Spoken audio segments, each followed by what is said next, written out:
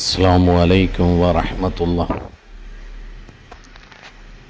അള്ളാഹു ലോകത്തിന് റഹ്മത്തായിട്ടും ജനങ്ങൾക്ക് നിഅമത്തായിട്ടും നിയോഗിച്ച മുത്തുനബി സല്ലല്ലാഹു അലൈഹി വസല്ലമ തങ്ങളെ സ്വീകരിക്കുകയും പ്രസ്തുത